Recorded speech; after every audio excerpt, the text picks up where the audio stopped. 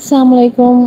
Welcome to our channel Novelistan Urdu Novels Library. All day light, all night light, let's get it light, let's get it light, let's get it light, all day light. सबसे पहले जिन लोगों ने हमारा channel subscribe नहीं किया उन लोगों से गुजारिश है कि लाजमी चैनल को सब्सक्राइब कर लें, वीडियो को लाइक करें और शेयर लाजमी करें। बेल आइकन को ज़रूर प्रेस करें ताकि आपको तमाम एपिसोड की नोटिफिकेशंस टाइम पर मिल सके। आज आपके लिए लेकर आए हैं कल्पुल वसन की मेगा एपिसोड नंबर 22। राइटर हैं इस नावल की एमन रज़ा। बढ़ते हैं अपने एपिसोड की तरफ।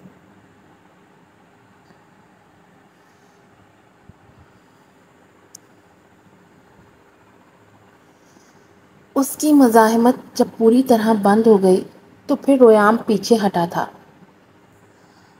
उसकी हालत का ख्याल करते और उसे मखमूर आंखों से देखा जो गहरे सांसें भर रही थी। चेहरा सुर्ख कंधारी हो चुका था, जान जैसे आधी होकर रह गई। उसके हटाने पर वो झटके से उसे धक्का देते पीछे हटी और हैरत से चीख उठी। क्या बदतमीज़ी है ये! वो अपने नाजुक भीगे होंठ शिद्दत से रगड़ते हुए आंखों में तैश लिए बोली तो वो अपनी जंगली बिल्ली के दांत पीसने पर मुस्कुरा कर रह गया। ये सब तो आम है शादीशुदा जोड़ों में, नहीं? वो उसे ठीक ठाक तपाता हुआ आखिर में मासूम बनते सवाल कर गया और आहिस्ता से अपनी जगह पर लेटा। जख्म में दर्द होना शुरू हो चुकी थी।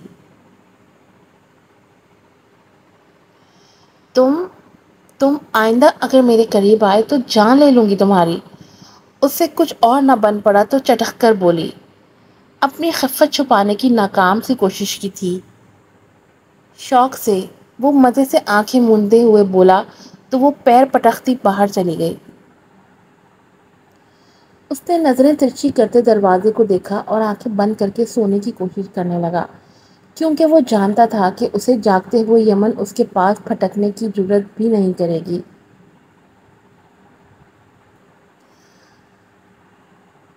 रात देर गए उसके सोने का यकीन करते वो दबे पांव कमरे में दाखिल हुई और बेड पर बैठते उसकी बंद आंखों के आगे हाथ लहरा कर देखा, जैसे जानना चाहती हूँ कि वो वाकई सो गया है या नाटक कर रहा है। मगर उसमें ज़रा सी भी लर्जिश ना पाकर उसने गहरा सांस भरा और साथ सोने के लिए लेट गई। जो भी था, उसे रोयाम से इतनी बेबाक हरकत की उम्मीद बिल्कुल भी नहीं थी। क्या ये वाकई बदल गया है? इसे सब याद आ गया है? उसने दिल में सोचा। आंखें यकटिक उसके खूबसूरत चेहरे को निहार रही थी। ये वो चेहरा था जिस पर वो जान छिड़कने के लिए तैयार थी, और शायद अब भी, क्योंकि वो अब भी रोयाम से नफरत नहीं कर पाई थी, इतना कुछ हो जाने के बाद भी। लेकिन जो सब उसने किया था वो भुलाए जाने के काबिल भी तो नहीं था। मगर वो इस हालत में भी उसकी फिक्र करना तो नहीं भूलता था। अगर वो जख्म देने वाला सितमगर था तो मसीहाई भी वही किया करता था। उसका दिमाग सोच सोच कर माऊफ हो चुका था और थक कर उसने आंखें मूंद ली थी। अब वो सिर्फ रोयाम के अमलों का जायज़ा लेना चाहती थी कि आया वो जो भी कर रहा है वो सच है या सिर्फ बातों पर मबनी इश्क की कहानियाँ। उसके नींद में जाते ही रोयाम ने उसकी तरफ करवट बदली थी और उसे अपनी आगोश में ले लिया था।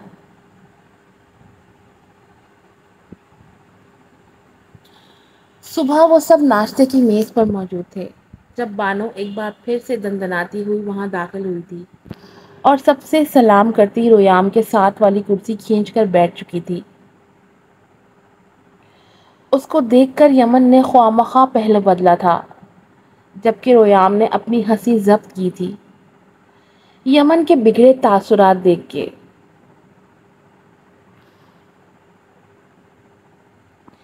कैसे हो रोयाम? अब तबीयत ठीक है? यमन ने ख्याल रखा तुम्हारा अच्छा सा? وہ مصنوعی پریشانی سے بولی تو یمن دانت کچکچا کر رہ گئی۔ اس نے زبردستی 2 چاڑنے والے زہر مار کیے، مگر رویام کو بانو سے گفتگو میں مگن دیکھ کر وہ جل بھن کر رہ گئی تھی۔ یہی شخص کل اس سے پیار کے دعوے کر رہا تھا اور اب کیسے اپنی ایکس سے باتیں بھگا رہا تھا۔ پہلے تو اس نے بہت ضبط کرنے کی کوشش کی کیونکہ اس سے یہ منظر ایک آنکھ نہیں بھا رہا تھا، مگر پھر جب برداشت جواب دے گئی تو اس نے ایک دم گلا کھنکارا تھا، جس کی وجہ سے سب اس کی طرف متوجہ ہو گئے تھے۔ بابا، میں آپ سے کچھ بات کرنا چاہتی ہوں، اکیلے میں، اگر آپ مناسب سمجھیں تو بات ضروری ہے۔ اس نے جبران صاحب کی آنکھوں میں آنکھیں ڈال کر سائیڈ کی طرف اشارہ کرتے کہا تو وہ سمجھ گئے تھے کہ معاملہ کچھ حساس ہے جو وہ سب کے سامنے نہیں کہہ سکتی، اس لیے اس کے کچھ اور کہنے سے پہلے ہی اٹھ کھڑے ہوئے تھے۔ رویام اور بانو ان دونوں کو کھڑے ہوتے دیکھ کر چونکے تھے۔ ایسی بھی کیا بات تھی جو وہ ان سب کے سامنے نہیں کر سکتی تھی؟ دونوں کے ہی ذہن میں یہ بات کھٹک رہی تھی، مگر اس سے پہلے کہ ان دونوں میں سے کوئی بولتا، یمن ان کو لے کر ان کے کمرے میں چلی گئی تھی۔ ان کے جاتے ہی ماہر رویام کا پتہ دریافت کرنے اس کے پاس آیا تھا اور بانو کو رویام کے پاس موجود پا کر اس نے آنکھوں ہی آنکھوں میں رویام سے اس کے آنے کی وجہ دریافت کی، جس پر وہ سر جھٹک کر رہ گیا۔ اس پر ماہر کو یہ سمجھنے میں ذرا بھی دیر نہ لگی کہ رویام بانو کو صرف برداشت ہی کر رہا ہے، مگر وہ ایسا کیوں کر رہا تھا یہ ماہر نہیں جانتا تھا۔ بھابھی کہاں ہے؟ نظر نہیں آ رہی؟ اس نے سلام کرتے عین یمن کے بارے میں پوچھا تھا، بانو کو نظر انداز کرتے ہوئے، جس پر وہ اچھا خاصا جل بھن گئی تھی۔ وہ ڈیڈ سے کوئی ضروری بات کرنے اندر گئی ہے، رویام نے کندھے اچکاتے ہوئے کہا۔ ابھی وہ سب باتیں ہی کر رہے تھے کہ میرب بھی وہاں آ گئی، گلاب کا بکے پکڑے۔ وہ خود بھی گلاب کا ہی ایک پھول لگ رہی تھی، کم از کم ماہر تو یہی سوچ رہا تھا۔ بانو کو دیکھ کر اس کے ماتھے پر تیوری آئی تھی۔ بانو، تم یہاں کیا کر رہی ہو؟ اس سے ہضم نہ ہوا تو آخرکار پوچھ ہی بیٹھی تھی۔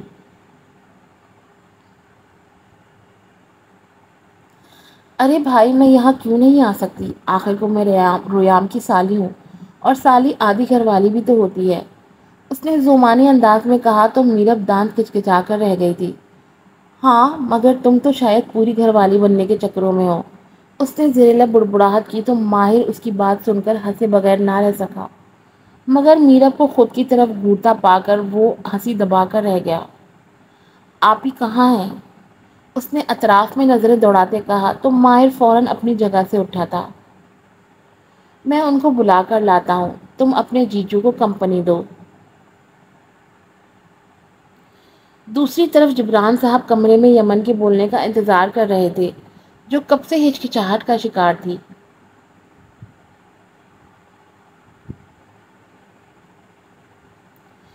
یمن بیٹا، آخر کیا بات ہے جو تمہیں اتنی پریشان کر رہی ہے؟ بولو، میں سن رہا ہوں۔ انہوں نے جیسے اس کی ہمت بندھائی تھی، جس پر وہ گہرا سانس لے کر بولنا شروع ہوئی تھی۔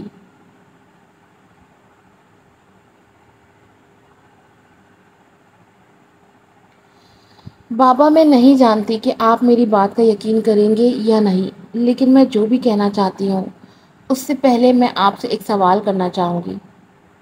آپ کو میجر شمشیر پر کتنا یقین ہے؟ اس کے سوال نے جبران صاحب کو بھی تشویش میں مبتلا کر دیا تھا۔ آخر وہ کیا پوچھنا چاہتی تھی، لیکن اس کے سوال کا جواب دینا بھی ضروری تھا۔ انہوں نے شمشیر کو اپنے سامنے پلتے بڑھتے دیکھا تھا۔ وہ ہونہار بچہ تھا جو ہمیشہ رویام کے مقابلے میں بالکل اس کے برابر آتا تھا۔ میری نظر میں تو وہ بہت قابل بچہ ہے، کسی بھی معاملے میں وہ کم نہیں ہے رویام سے، اور اگر دیکھا جائے تو سب لوگ اس کو ایڈمائر کرتے ہیں، اور بچوں میں بھی اسی کے چرچے ہیں۔ مختصر یہ ہے کہ وہ سب کو دل و جان سے عزیز ہے۔ اور کیا پوچھنا چاہتی ہو تم؟ اس کے بارے میں کچھ سمجھا نہیں۔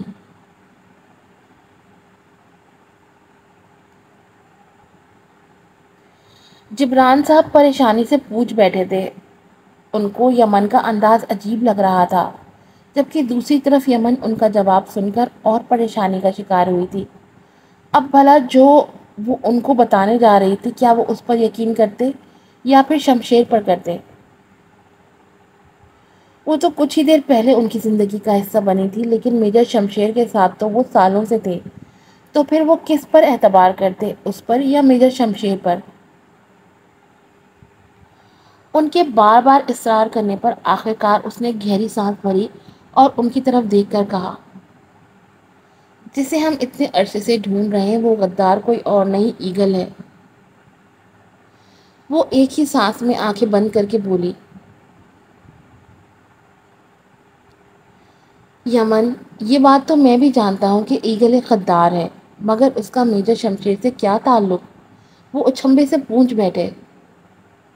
بہت گہرا تعلق ہے، کیونکہ ایجنٹ ایگل کوئی اور نہیں، میجر شمشیر ہی ہے۔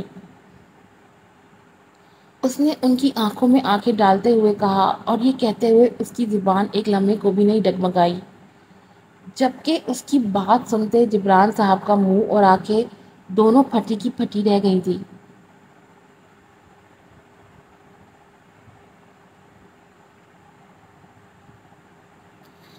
یمن، یہ تم کیا کہہ رہی ہو؟ وہ ششدر رہ گئے تھے۔ کچھ لمحے کے لیے تو ان کی زبان نے ساتھ دینا تک چھوڑ دیا تھا، اور پھر جب وہ بولنے کے قابل ہوئے تو انہوں نے بے یقینی سے یمن سے کہا، یہی سچ ہے سر، میں نہیں جانتی آپ میری بات پر یقین کریں گے یا نہیں۔ میں تو ابھی آپ کی زندگیوں میں شامل ہوئی ہوں، اور میجر شمشیر یقیناً میرے سے پہلے سے آپ کے ساتھ تھے۔ تو ظاہر سی بات ہے آپ کو بھروسہ بھی ان پر ہی ہوگا، مگر میرا یقین کریں بابا، میں سچ کہہ رہی ہوں۔ رویام سے میں نے یہ بات اس لیے نہیں کی کیونکہ میں جانتی تھی وہ میرا کبھی یقین نہیں کرے گا۔ جیسے ہمارے تعلقات ہیں، مجھے نہیں لگتا تھا کہ وہ ایک پل کو بھی مجھ پر بھروسہ کرے گا۔ لیکن میں یہ بات اپنے تک نہیں رکھ سکتی تھی، مجھے کسی نہ کسی کو تو بتانا ہی تھا، یا سر کو یا آپ کو۔ لیکن میں سر کے سامنے یہ بات کرنے سے پہلے ثبوت ڈھونڈنا چاہتی ہوں۔ مجھے پتا ہے وہ مجھ سے ثبوت ضرور مانگیں گے، لیکن ابھی میرے پاس اس بات کا کوئی پختہ ثبوت نہیں۔ وہ نم آنکھوں سے ان کی طرف دیکھتے ہوئے بولی تو وہ گہرا سانس بھر کر رہ گئے۔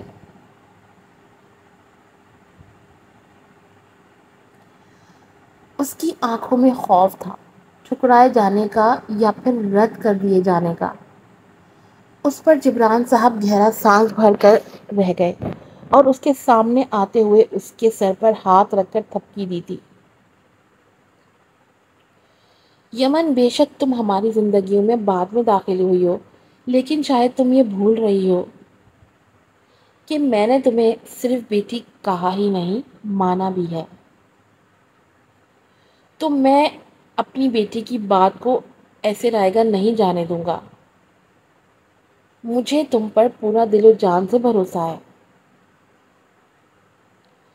لیکن معاملہ جتنا سیدھا دکھ رہا ہے اتنا ہے نہیں، یہ بہت گھمبیر مسئلہ ہے۔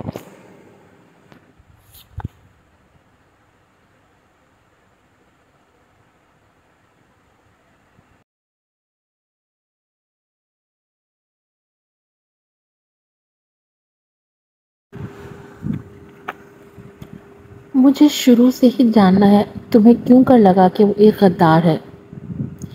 کیا تم نے ایسی کوئی بات دیکھی؟ کیونکہ جو بات تم کر رہی ہو اس کے لیے ہمیں ایک نہیں کئی ثبوتوں کی ضرورت ہے۔ بغیر دیکھے کوئی یقین نہیں کرے گا کہ شمشیر ایسا کر سکتا ہے، کیونکہ وہ آرمی میں سب سے زیادہ مقبول مانا جاتا ہے۔ اگر تم بغیر کسی ثبوت کے اس پر الزام لگاؤ گی تو وہ وہی الزام تم پر پلٹنے میں وقت نہیں لگائے گا، کیونکہ وہ چال پلٹنے میں ماہر مانا جاتا ہے۔ ان کے بھروسہ کرنے پر یمن نم آنکھوں سے مسکرا دی تھی۔ اسے خوشی تھی کہ کوئی تو تھا جس سے اس پر بھی یقین تھا۔ اس نے اپنی آنکھیں پوچھتے ہوئے شروع سے ان کو آگاہ کرنا شروع کیا تھا کہ کیسے اس نے شمشیر کی پہلی بار جھلک دیکھی اور اس کی ٹانگ پر فائر کیا تھا، مگر جب وہ اس کے پاس کیمپ میں پہنچی تو اس کی ٹانگ پر کوئی نشان نہیں تھا، اور دوسری بار جب وہ اپنے ساتھی سے کال پر موجود تھی لیکن اس کے نام لینے سے پہلے ہی کیسے وہ اپنی جان گنوا بیٹھا تھا۔ اور پھر آخر پر اس نے جبران صاحب کو وہ پرچی دکھائی جس پر اس کے ساتھی نے ثبوت چھوڑا تھا۔ یہ دیکھ کر جبران صاحب بھی پریشان ہو چکے تھے۔ یہ سب دیکھنے کے بعد تو جبران صاحب کو بھی یقین ہو چکا تھا کہ شمشیر ہی وہ غدار ہے جو انہوں میں چھپا بیٹھا ہے، مگر وہ یہ سب کیوں کر رہا تھا؟ کیا وہ کم عمری میں ہی اس راہ پر چل نکل پڑا تھا کہ اب اسے کوئی بھی پکڑ نہیں پا رہا تھا؟ اف، یہ کیا کیا اس لڑکے نے؟ لیکن ایک بات میری سمجھ میں نہیں آئی کہ اگر میجر شمشیر پر تم نے شک کیا اور ان کی تلاشی بھی لی، پھر بھی میجر شمشیر خاموش کیوں رہا؟ اس نے تم سے کچھ کہا کیوں نہیں؟ وہ جانتا ہے کہ وہ تمہاری شک کے دائرے میں ہے، پھر بھی وہ تم پر کوئی وار کیوں نہیں کر رہا؟ نہ ہی تمہیں کوئی نقصان پہنچانے کی کوشش کر رہا ہے۔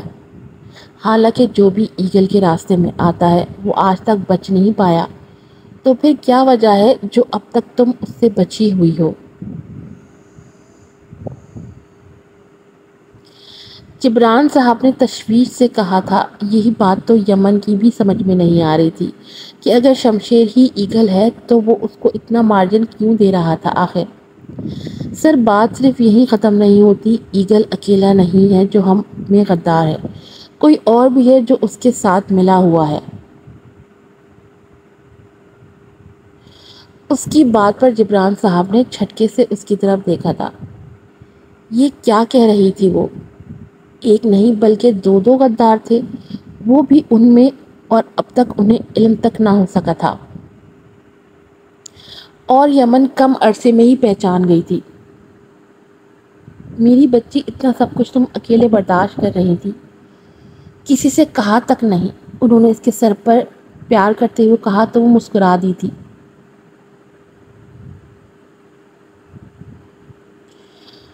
اب تو عادت ہو گئی ہے سر، اب اس فیلڈ میں قدم رکھا ہے تو جی جان لگا دوں گی، مگر دشمنوں کو اپنے ملک کو نقصان پہنچانے نہیں دوں گی، اس نے ایک عزم سے کہا تھا جس پر جبران صاحب نے اسے شاباشی دی تھی۔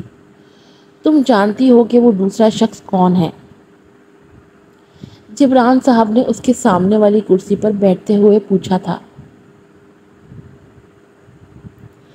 جس پر وہ پرسوچ انداز میں دیوار کو دیکھنے لگی تھی اور یک ٹک دیکھتے ہوئے بولی، سر، وہ کوئی لڑکا نہیں بلکہ لڑکی ہے۔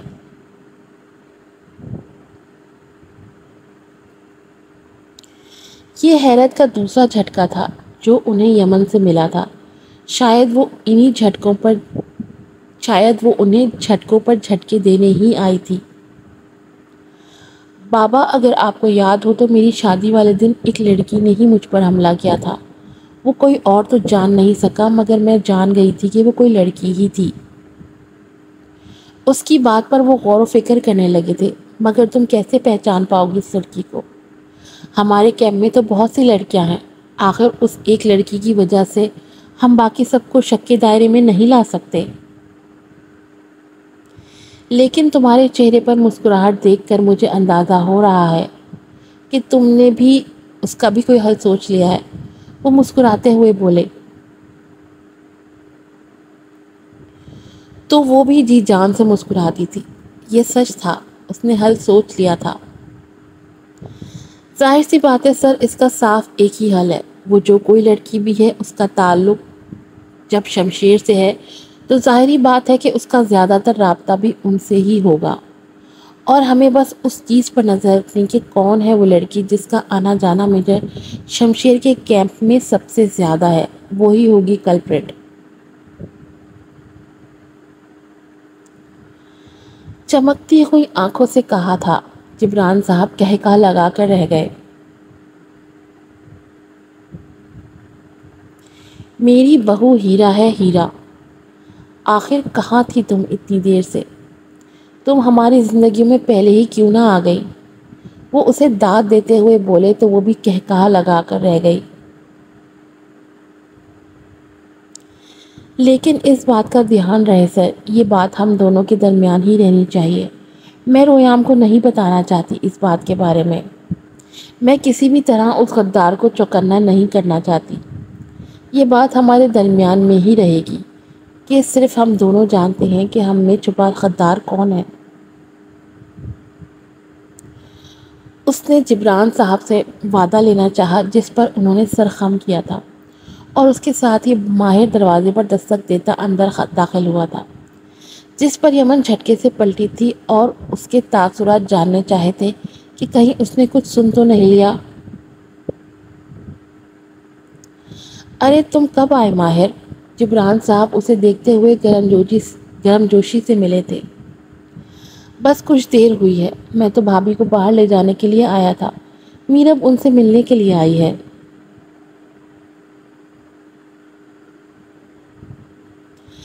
جلدی چلیں بھابھی، اس سے پہلے کہ آپ کی بہن میں اور بانوں میں جنگ عظیم شروع ہو، ہمیں باہر پہنچنا ہے۔ اس کی بات پر وہ سب کہکا لگاتے ہوئے باہر کو نکلے تھے۔ جبران صاحب ان سے تھوڑا آگے تھے، جبکہ ماہر جو اس کے ساتھ چل رہا تھا اس نے یمن سے کہا،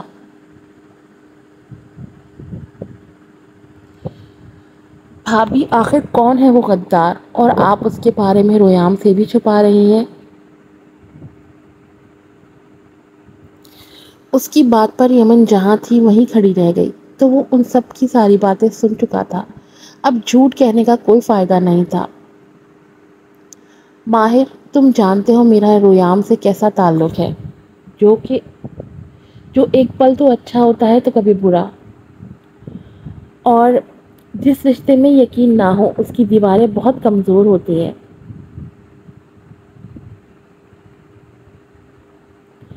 تم بھی جانتے ہو اور میں بھی کہ رویام کا تعلق بانوں سے کیسا ہے، وہ اس سے ہر بات کرنے کا عادی ہے، کچھ بھی چھپانے کا نہیں۔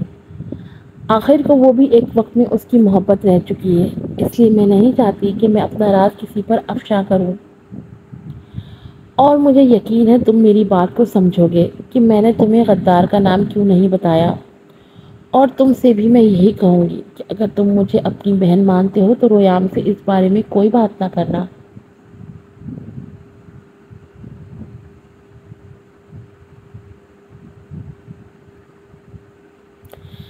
اس نے آنکھوں میں امید لیے کہا تو ماہر سینے پر ہاتھ رکھ کر آگے کو جھکا تھا، جیسے کہہ رہا ہو آپ کا حکم سر آنکھوں پر۔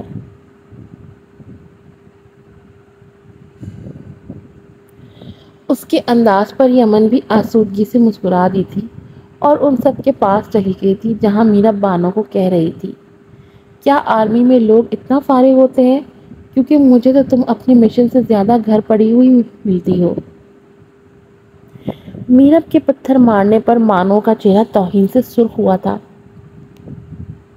اس کی بات پر اندر آتے ماہر کا قہقہا بے ساختہ تھا، جس پر بانو خوخوار نظروں سے ان سب کو دیکھنے لگی تھی اور جل بھن کر بولی،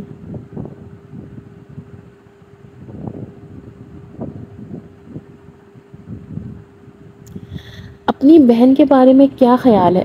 وہ بھی بانو تھی، وہ بھی کہاں پیچھے رہنے والی تھی؟ فوراً طنزیہ انداز میں سینے پر ہاتھ لپیٹتے ہوئے بولی، شاید تم بھول رہی ہو کہ وہ کل ہی اپنے مشن سے لوٹی ہیں، مگر تمہیں دیکھ کر لگتا ہے کہ تمہیں شاید ہی کوئی مشن پر بھیجتا ہوگا، یقیناً تم بہت خراب کام کرتی ہوگی۔ میرب بھی اس کی ٹانگ کھینچنے سے باز نہیں آ رہی تھی۔ صحیح کہہ رہی ہے میرب، ماہر نے اس کی ہاں میں ہاں ملاتے ہوئے کہا تو یمن نے چونک کر اس کی طرف دیکھا۔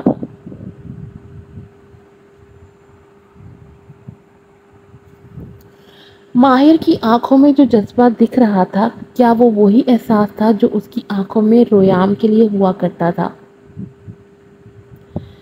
محبت کر کے بھی اظہار نہ کرنے والا احساس۔ آخر یہ ماہر کس رستے پر نکل پڑا تھا؟ اگر میرب ساحل کی مقدر میں نہ لکھی ہوتی تو وہ یقیناً ماہر کو ہی اپنی میرب کا ساتھی چنتی، لیکن وہ کہاں جانتی تھی کہ وقت کیسے پلٹا کھانے والا ہے۔ نہ صرف وہ پوری طرح وقت کے مظالم کا شکار ہونے والی ہے، بلکہ اس کی بہن بھی خوشیوں کے رنگ سے ناواقف ہونے والی تھی، ان سب کی زندگیوں کی لکیریں بدلنے والی تھی، اور یقیناً یہ سب کسی بری نظر کا ہی نتیجہ تھا جو ان کے گھر میں اس وقت موجود تھی۔ اس کی بدلے کی آگ ان سب کی زندگیوں کو کیسے خاکستر کرنے والی تھی یہ کوئی نہیں جانتا تھا۔ آج کی ایپیسوڈ یہی ختم ہوتی ہے۔ امید کرتی ہوں آپ کو پسند آئی ہوگی اور آپ اس ایپیسوڈ پہ اچھا سا ریویو بھی دیں گے، چینل کو سبسکرائب کریں گے اور ویڈیو کو لائک کریں گے، شیئر کریں گے۔ آپ لوگوں سے پھر ملوں گی ایک نئی ایپیسوڈ کے ساتھ۔ السلام علیکم۔